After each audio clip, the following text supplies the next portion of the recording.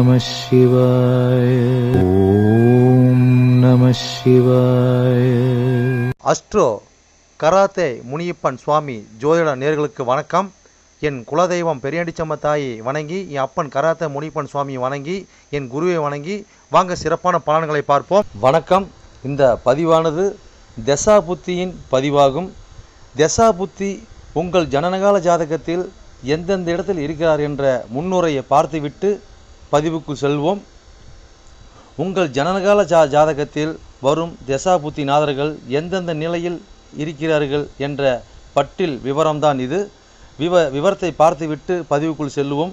உங்களுடைய ஜனனகால ஜாதகத்தில் தசாபுத்தி நாதர்கள் 1-5-9 திரிகோண சாணத்தில் இல்லை 1-5 திரிகோண சாணத்தை அதிபதியோடும் சேர்க்கை பார்வை நட்சத்திர சாரத்தில் பயணிப்பது, அல்லது 1-4-7-10 கேந்திர சாணத்தில் சேர்க்கை பார்வை அந்த அதிபதியோட நட்சத்திர சாரத்தில் பயணிப்பது, அல்லது 2-5-8-10-11 பணபர சாணத்தில் இருப்பது, இல்லை பணபர அதிபதியோட நட்சத்திர சாரத்தில் இருப்பது சேர்க்கையில் இருப்பது, அல்லது 3-6-10-11 உபயஜய சாணத்தில் இருப்பது, இல்லை உபயஜய சாணத்தில் கிரகத்தின் நட்சத்திர சாரம் பார்வை சேர்க்கையில் இருப்பது, அல்லது 3-6-9-12 அபோகலியம் சாணத்தில் இருப்பது, அல்லது அந்த அபோகலி சார அதிபதியோடு இணைஞ்சிருப்பது சேர்க்கை பார்வையோடு இருப்பது, அல்லது சரலக்கணமாகிய மேசம் கடகம் துலம் மகரம் ஆகிய 2-7 மாரகஸ்தானத்தில் இருப்பது, அல்லது சிரம் லக்கணமான ரிஷபம் சிம்மம் விருச்சகம் கும்பம் ஆகிய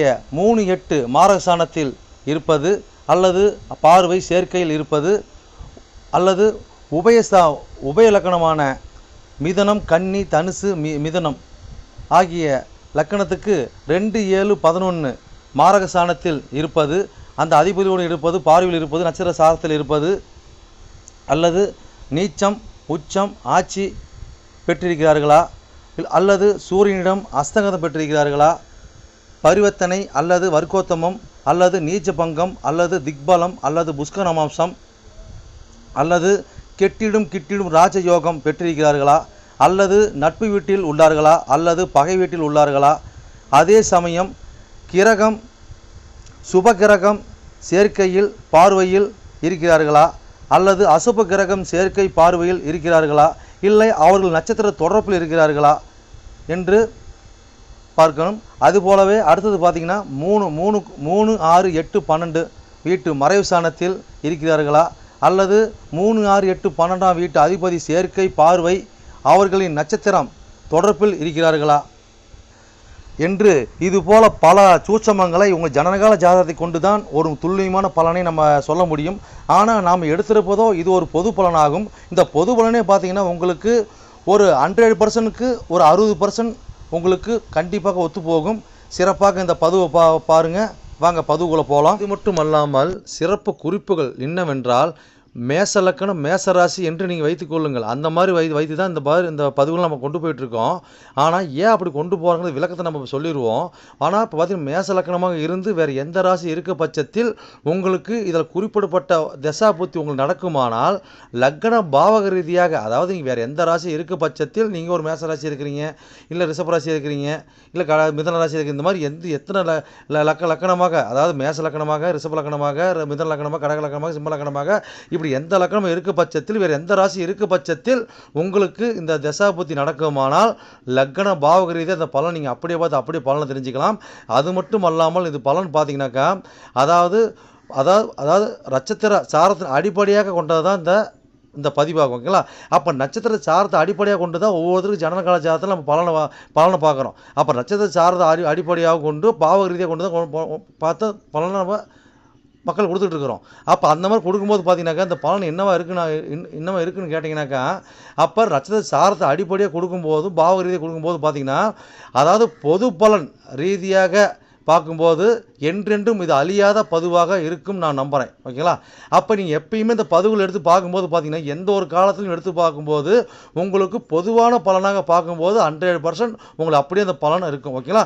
மேற்கொண்டது மீதி பார்த்தீங்கன்னா உங்களுக்கு ஜனனகால ஜாதகத்தை கொண்டு எடுத்து பார்க்கும்போது பார்த்தீங்கன்னாக்கா எந்தெந்த இது அமைப்பில் எந்தெந்த வகையில் இருக்குது எந்தெந்த அமைப்பில் இருக்குதுன்னு பட்சத்தில் மீதி பலனை பார்ப்போம். ஆனால் இது என்ன தான் நம்ம அந்த அமைப்புகளை பார்த்தாலுமே நம்மளுக்கு பார்த்தீங்கன்னா எப்படி தான் பார்த்தாலும் ஓரளவுக்கு, அதாவது ஒரு 50% அதாவது உங்களுக்கு நட்சத்திர சார்ந்த அடிப்படையில் இந்த பாவக ரீதியாக பார்க்கும் பொழுது இந்த பலன் 100% சிறப்பாக இருக்குன்னு என்று நம்பி வாங்க பதிவுக்குள்ளே போவோம். மீன லக்கணம் மீனராசி நேர்களே, உங்களுக்கு சனி திசையில் கேது புத்தியா என்ற பதிவுதானது. இந்த பதிவானது உங்கள் லக்கணத்தை எண்ணி வர 1ஆம் ராசினா 1ஆம் பாவத்தின் பதிவாகும், அதாவது மீன ராசின்னு பதிவாகும். அதாவது உங்களுக்கு ஜனனகால ஜாதகத்தை எடுத்து உங்கள் ராசி கட்டணும் போட்டிருப்பாங்க. அதில் ஒரு 12 கட்டம் இருக்கும் ராசி கட்டம். அதில் பார்த்தீங்கன்னா ஒரு கட்டத்தில் லான் பார்ப்பட்டு லா போட்டிருப்பாங்க. ஓகேங்களா, அதுதான் உங்களுடைய லக்கணம். அதான் முதல் பாகம். ஓகேங்களா, அதாவது 1 2 3 4 நீங்கள் பார்த்து நீங்கள் அப்படி வரிசையை நீங்கள் பலன் நீங்கள் பாவத்தை தெரிஞ்சு பாவ ரீதியை பலனை பார்த்துக்கலாம். அதுக்கு அடுத்த பேச்சில் பார்த்தீங்கன்னாக்கா உங்களுக்கு முன் பேச்சு அடுத்த பேச்சில் பார்த்தீங்கன்னாக்கா உங்களுக்கு நட்சத்திர சாரம் போட்டிருப்பாங்க. அந்த நட்சத்திர சாரம் பார்த்து அந்த கிரகம் எந்த சாரத்தில் உட்காந்து போட்டு அதை பார்த்து நீங்கள் ஃபாலோ பண்ணிங்கன்னா அந்த பலன் நீங்கள் முழுசாக நீங்கள் பலன் அழிச்சிக்கலாம். ஓகேங்களா, சரி ரைட்டு. இந்த லக்கணம் இந்த பதிவானது நாங்கள் மீன லக்கணம் மீனராசிக்கு பதிவு பார்க்கணுமானா அப்படி கிடையாதுங்க. நீங்கள் மீன லக்கணமாக இருந்து வேறு எந்த ராசி இருக்க பட்சத்தில் உங்களுக்கு சனி திசையில் உங்களுக்கு ஏது புத்தி நடக்குமான லக்கண பாவக ரீதியாக இந்த பலன் நீங்கள் அப்படியே பார்த்துக்கலாம். 100% உங்களுக்கு சிறப்பாக இருக்கும். இது எத்தனை கோடி தசா புத்தி நீங்கள் கேட்டிங்கன்னா 11 கோடியும் 12 கோடியினுடைய திசை. இந்த திசையில் கேது புத்தி அப்போ எத்தனை ஆண்டுகள் செயல்பட்டு இருக்குன்னு கேட்டிங்கனாக்கா சனி திசையானது 19 ஆண்டுகள் செயல்பட்டு இருக்கும். அப்போ சனி திசையில் கேது புத்தி எத்தனை ஆண்டுகள் செயல்பட்டு இருக்குன்னு கேட்டிங்கனாக்கா ஒரு வருடமும் ஒரு மாதமும் 9 நாட்களில் செயல்பட்டு இருக்கும். ஓகேங்களா, இப்போ லக்கணத்துக்கு எண்ணி வர 1ஆம் ராசின்னு 1ஆம் பாகமான மீனராசி நட்சத்திரம்னு பார்த்துடலாம். ஓகேங்களா, அப்போ நட்சத்திரம் இருக்குதாங்க. அங்கே பார்த்தீங்கன்னா புரட்டாதி 4ஆம் பாதம் இருக்கும். அதுக்கு அடுத்தபடி பார்த்தீங்கன்னா உத்திரட்டாதி 1 2 3 4 பாதம் இருக்கும். ரேவதி 1 2 3 4 பாதம் இருக்கும். 9 பாதம் இருக்கும். இப்போ புரட்டாதி சாரத்தில் உங்களுடைய கேது பகவான் புத்திநாதன் கேது பகவான் இருந்து எப்படி புத்தி நடத்த போகிறோம் பார்ப்போம். ஓகேங்களா, அப்போ இந்த இடத்துல என்னென்ன சம்மந்தப்படுதுங்க. அப்போ கேதுங்க வந்து புஷ்கர மாதம் வாங்குறாரு. ஓகேங்களா, இப்போ 1 சம்மந்தப்படுது.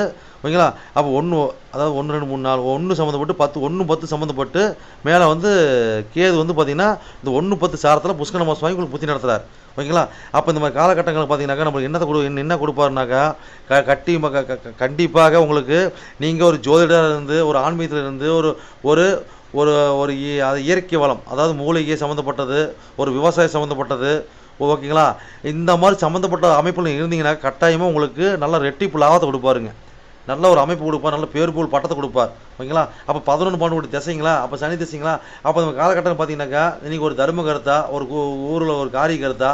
ஓகேங்களா, ஒரு சாமியார் ரொம்ப நாள் எங்கள் குலதெய்வத்தில் பார்த்தீங்கன்னா சாமியார் கிடைக்கலைங்க, ஒரு பூசரி தொடர்பு கிடைக்கல, அந்த வேலை எனக்கு கிடைக்கல, வம்சம் செஞ்சுட்டு இருக்கிறேன்னா இந்த ஒரு புத்தியில் முயற்சி பண்ணி அதை கிடச்சிருங்க.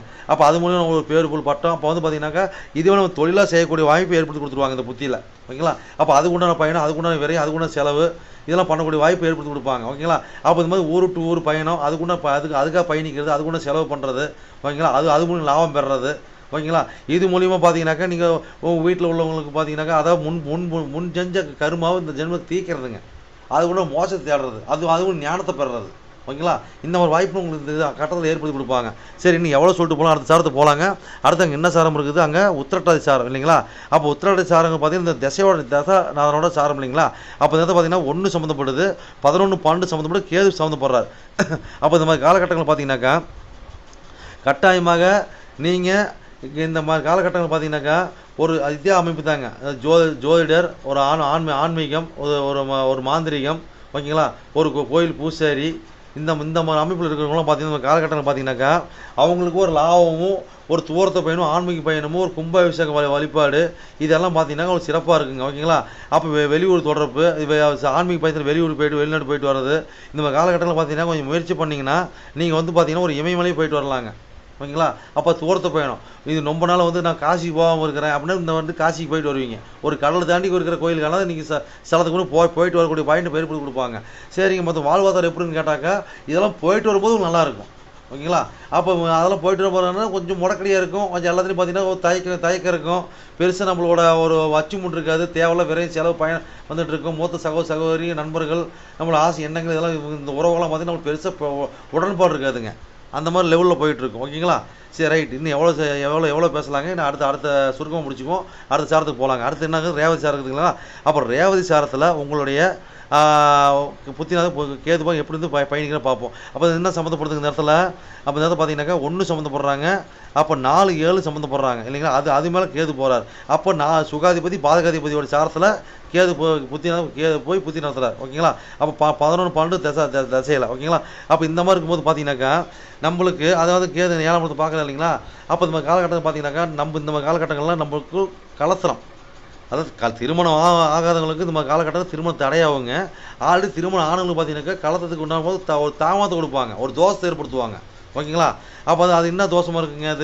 அது பார்த்தீங்கன்னா அவங்களுக்கு நம்மளுக்கு பார்த்தீங்கன்னா வீண் சண்டை, வீண் சச்சரவுகள் இந்த மாதிரி வரக்கூடிய வாய்ப்பு ஏற்படுத்தி கொடுக்கும். அது வண்டி, வீடு, வாகனம், நம்மளோட சுகபோகம் இல்லை அவங்களோட சுகபோகம் இதெல்லாம் பார்த்தீங்கன்னாக்கா பெருசாக சொல்கிற மாதிரி இருக்காது.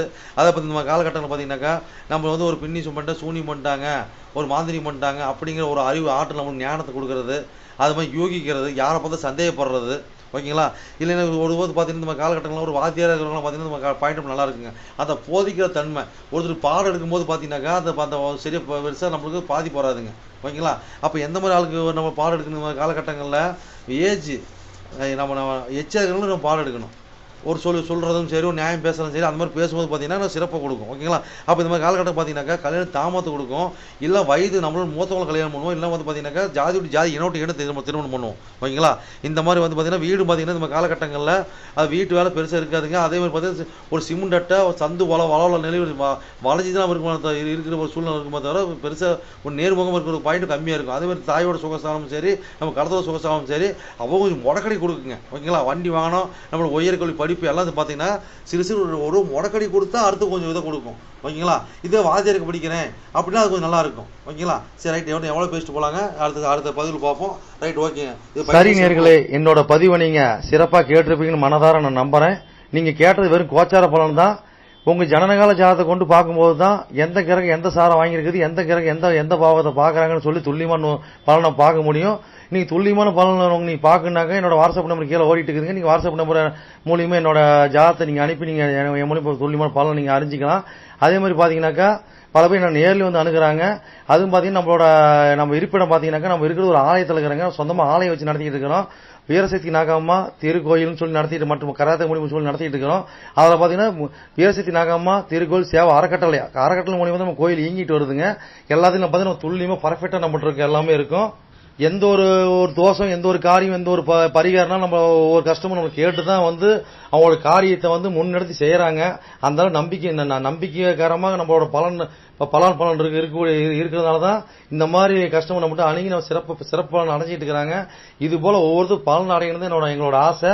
அது மட்டும் இல்லாம பாத்தீங்கன்னாக்கா எங்க கோயிலுக்கு லீடர்ஷிப்னு பாத்தீங்கன்னாக்கா எங்களுடைய கிருஷ்ணசுவாமிங்க வாக்கு சித்தர் பாத்தீங்கன்னாக்கா கிருஷ்ணசாமி, அதாவது சோழி பிரசன்னம் கல்லு கூடு சொல்லுவாங்க இல்லீங்களா, அது சிறப்பான முறையில சிறப்பா பாப்பாருங்க. நேர்முகமா பாக்குறாங்க, ஆன்லைன் மூலமா பாக்குறாங்க. நீங்க யாரு என்னன்னு தெரியாது, உங்களோட ஃபுல் டீட்ல அப்படி சொல்லுவாருங்க. ஓகேங்களா? உங்களோட டீட்ல சொல்லி உங்க பேரை சொல்லி சோழி போட்டாருன்னா சிறப்பான முறையில சிறப்பா உங்களுக்கு சோழி பிரசனம் பார்த்து அருமையா சொல்லுவாருங்க. அதே மாதிரி பாத்தீங்கன்னா அது மூலியமா நீங்க இதுல பார்த்து நீங்க அணுகி அது மூலியமா தெய்வ அருள்வாக்குங்க அது. ஓகேங்களா? அது மூலியமா நீங்க வந்து சிறப்பான பலன் நீங்க அடையலாங்க.